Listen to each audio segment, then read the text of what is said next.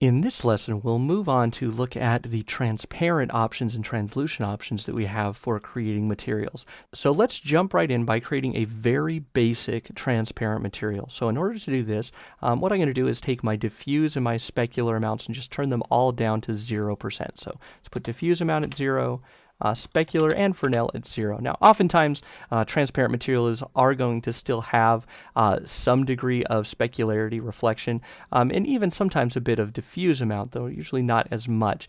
But we're going to start by turning those off to get just a good basic idea of what's going on with the transparent settings. So let's go down now to Material Trans, this panel here, and we're going to start by turning on some transparency. Let's start by turning transparency, well, let's go all the way up and put it at 100%. Now, when I do that, you'll see that the sphere actually disappears entirely. And that's because it's completely transparent, but unlike most transparent materials, it is not diffracting light in any sense. So this would be like looking through air.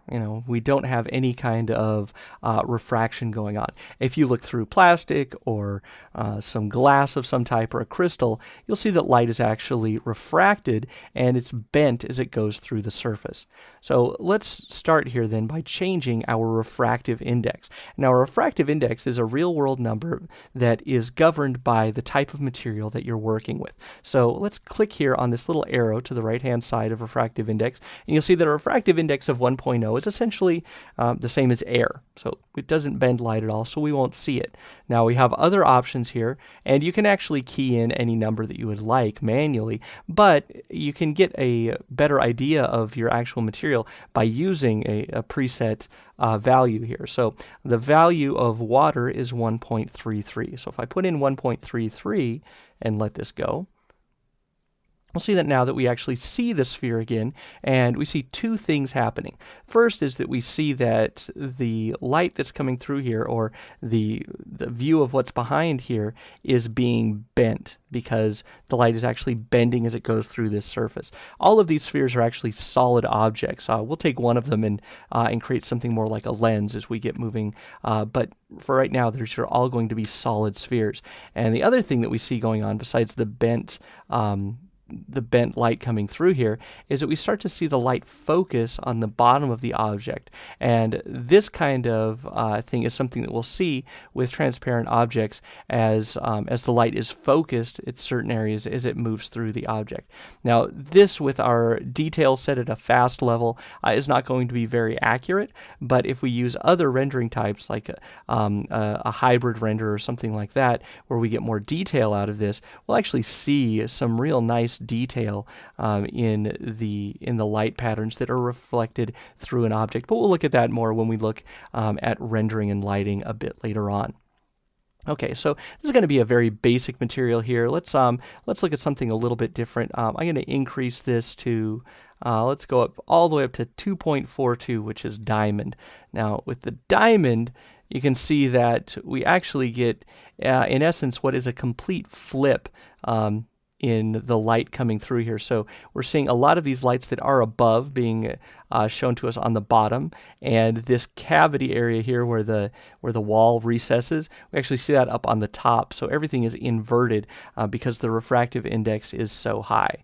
Now, many materials, as I had mentioned, aren't going to have 100% transparency and are going to have some degree of specular and reflection. So let's add that into this surface just by taking the transparent amount and putting it down to, say, 80%, which tends to be a nice kind of starting point for a lot of materials. If you're making a diffuse material, a non-reflective material, diffuse color set to 80% is a good start.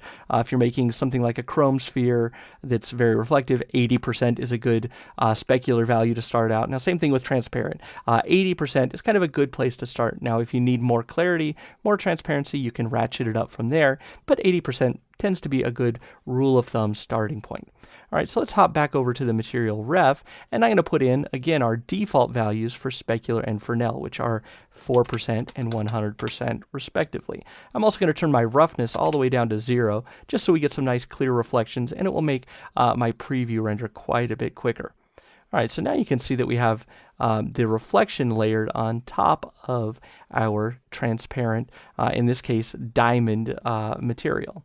Okay, now let's move on and create a glass. So I'm going to, again, go to my render options here, change to ball cam 2, and let's click here, and we'll start working on the material for this sphere. But I want to make a change before I do that. And very quickly, I'm going to hop over to the Model tab, and what I'm going to do is I'm going to add an interior surface. Because if we have just a sphere like this, just polygons going all the way around this surface, we get the idea that this is a solid chunk of whatever material it is we're making. Now with something like a non-transparent, non-translucent material, it's not going to matter.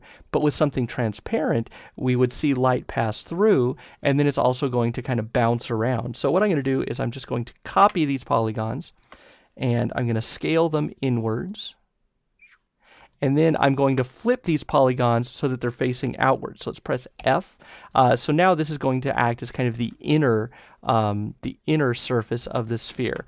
And just to make this a little more interesting, I'm also going to scale them a little bit flatter so that we'll get a thicker glass on the top and bottom, and then thinner around the perimeter. Now, in order to add the outside of this sphere back, I'm just going to paste, Control V, and add in the outer part that I'd copied initially. So this looks a little bit too thick, so I'm gonna just make a few adjustments since I can see the inner surface with the outer surface, and then I'm done there. So I'm gonna press Q to drop the tool, and then just deselect those polygons. Now we're gonna hop back over to the Render tab, and let's start our preview running again. And I'm going to start off the same way that I did with the previous material. So let's just go ahead and set our diffuse to 0, except this time I think I'll leave my specular values on and just lower my roughness to 20%, so we keep a little bit of reflection on top. Now we'll go to the material trans settings. I'm going to set the transparent amount to 80%, and I'm going to set my refractive index. Let's go with a glass. So I'm going to use the 1.52 zinc crown high dispersion glass. All right, so this is a relatively basic but solid looking glass material. And you'll see that now we see and we get the impression that light isn't just kind of going straight through a solid piece of glass, but rather that it's going through a glass object, kind of like a shell, that has an interior. So we can even see that that we have some thickness here, and it's much thinner here at the edges.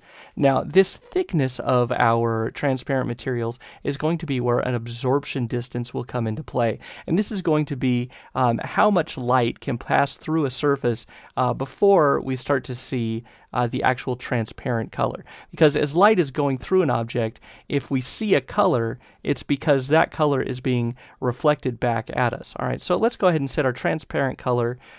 Let's go with something kind of bluish. Let's go with a nice blue here. You can see once I just turn that on, everything kind of has a uniform blue look to it.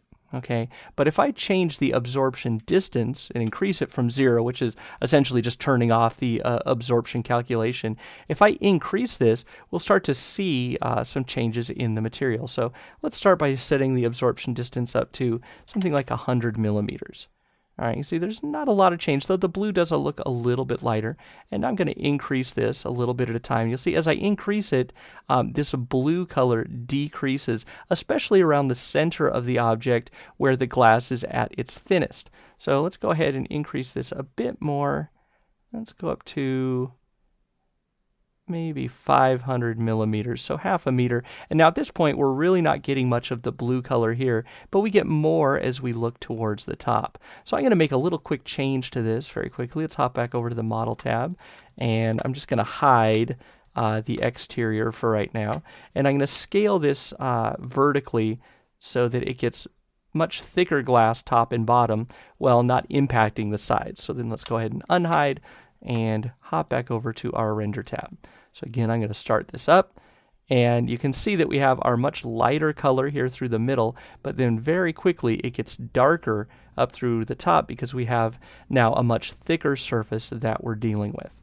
Okay, so that way you can see how the absorption distance is going to come into play. This can be very powerful if you're dealing with something like water that has varying amounts of depth. So if you have terrain with some water sitting on top of it, this kind of absorption distance can be very good to denote different levels of depth, because as the water gets deeper, it's going to have more color to it. It's going to get darker and a little bit harder to see through. So this is going to be something like, real water. If we're looking down through the ocean and we're looking along a beach, up closer to the shoreline, we're going to see much less color in the water, but as the water gets deeper, we start to see more color.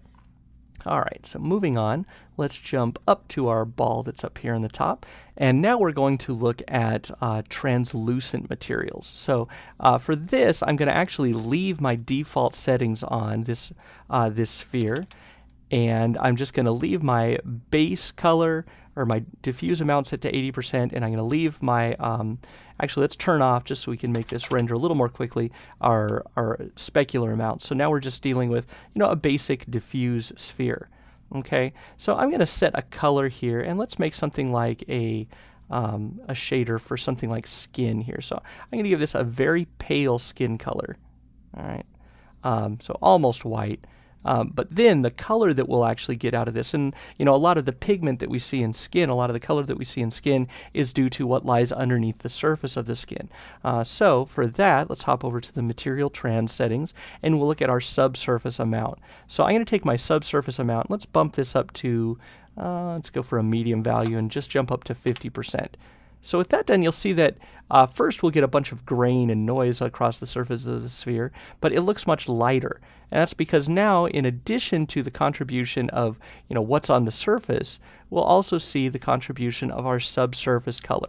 So if we're going to keep with the goal of making this look like skin, I'm going to give something that would be like blood underneath, so a nice kind of red color.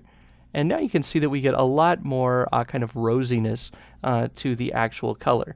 Now see, this is going to be important because if you're dealing with something like a skin shader or wax or marble or something like that, you're typically not going to be dealing with something that is all uniform density like this sphere. So what I'm going to do here, I'm going to make another small change. I'm going to select a rim of polygons around the center of this object. Let's switch over to the perspective view here so I can see this a little more quickly. And let's go for maybe right there and maybe just right there. And what I'm going to do is I'm just going to take this and bevel it outwards. And let's taper it down a little bit.